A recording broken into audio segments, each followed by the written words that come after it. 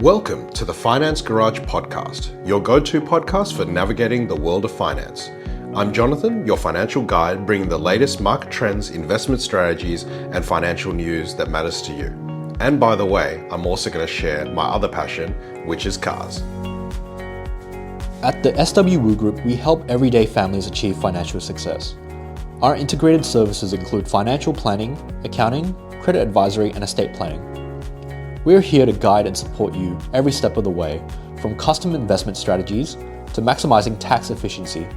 We ensure your financial goals are met with peace of mind. Visit simonwu.com.au for more information.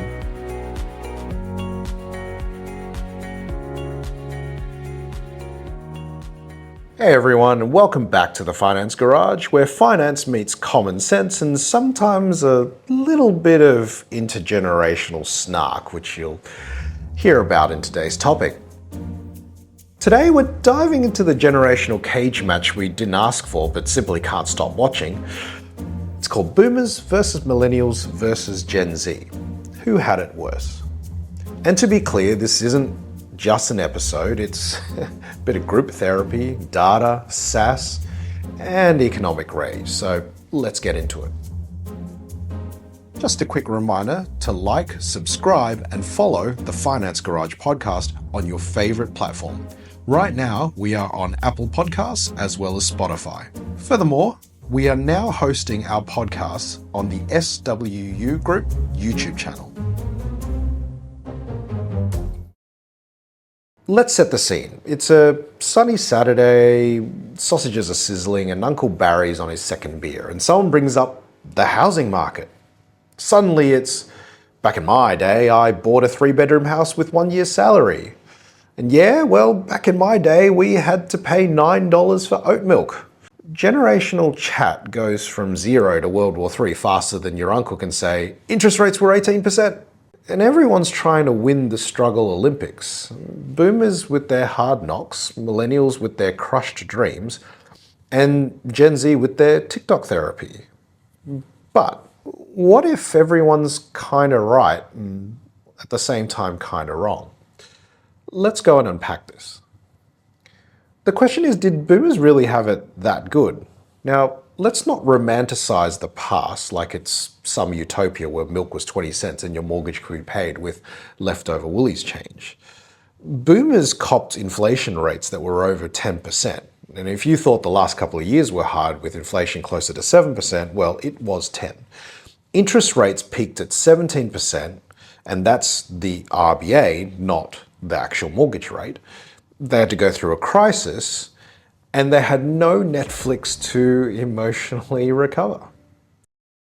But, and it's a big but, property was wildly affordable.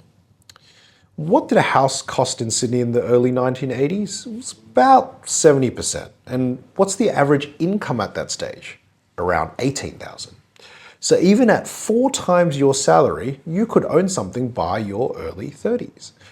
Now, the median house price today is $1.5 million in Sydney, while the average salary is just $95,000.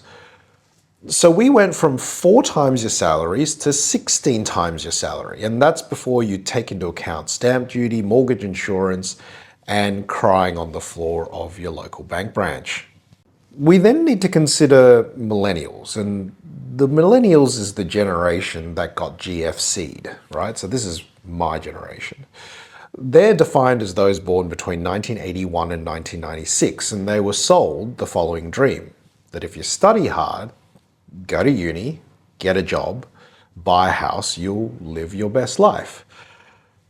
Spoiler alert, only the first part happened, because when we entered the workforce, we were just in time for the GFC, a decade of wage stagnation, and the rise of casualization, or as we know it, the gig economy, and yes, the avocado toast blame game.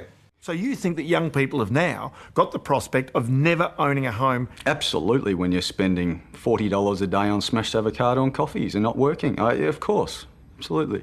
When I had my first business when I was 19, I was in the gym at 6 a.m. in the morning and I finished at 10:30 at night, and I did it 7 days a week. And I did it till I could afford my first home. And there was no discussions around could I go out for breakfast or could I go out for dinner or whatever it was. I just worked.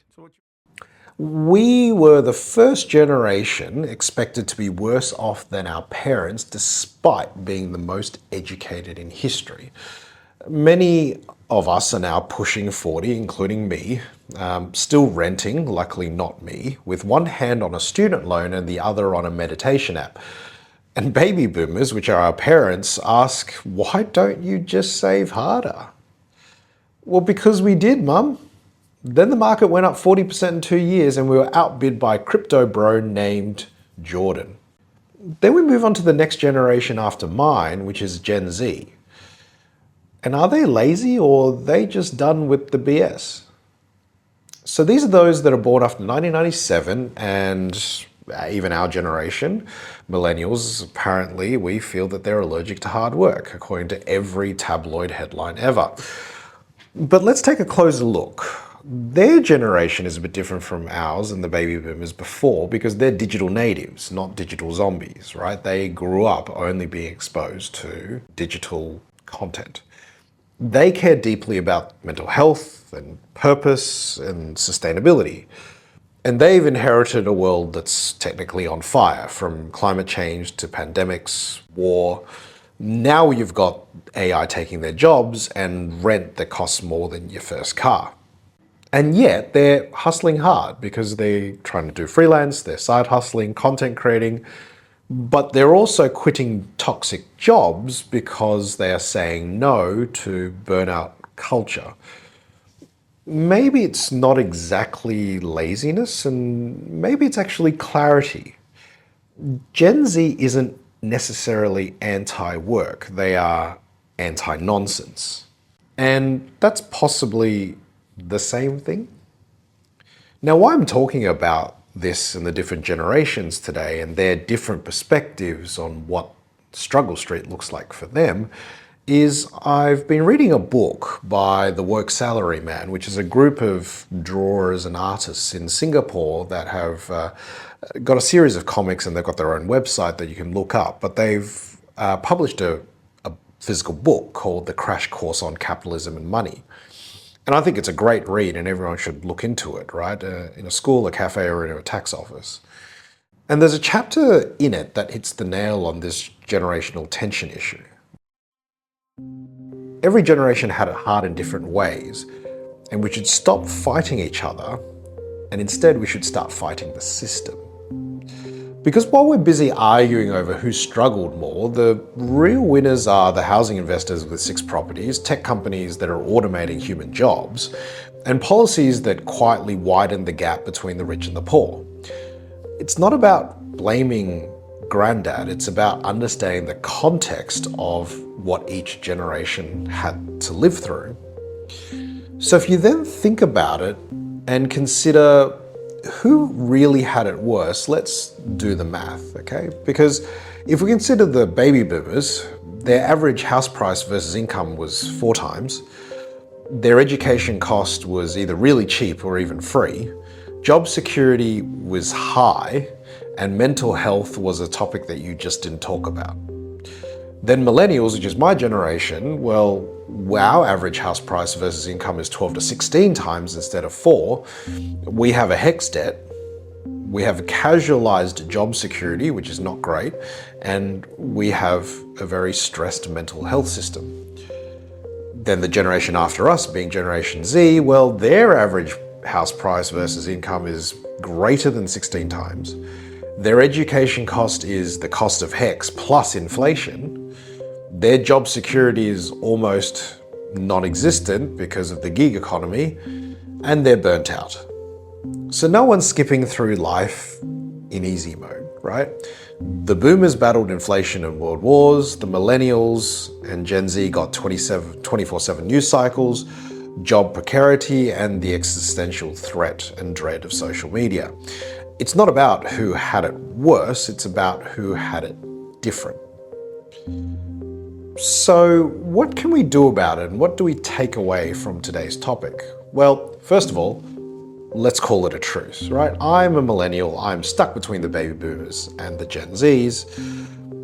Let's call it a truce, because the real enemy is structural inequality. It's not TikTok, it's not Facebook, it's not avocado toast, it's not saving enough. It's structural inequality. What we need to consider, and this is what we also should be talking to our politicians and elected officials, is we need better housing policy reform. I'm not saying, any particular type of policy is better than another, but it is something that needs to help address structural inequality. We need fairer wage growth, which you can see that the Fair Work Commission has been increasing the minimum wage, accessible education, and let's be honest, a little less finger pointing at the next generation.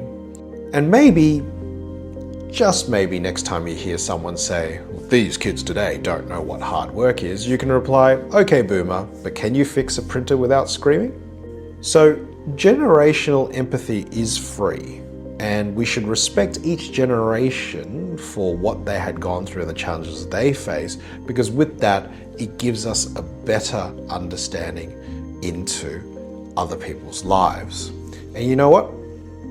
That is the best investment that we can make.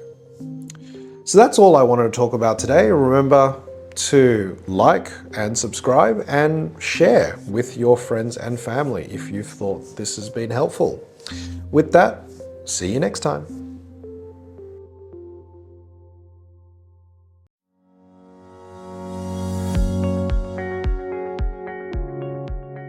This podcast is not financial product advice and is intended to provide information only.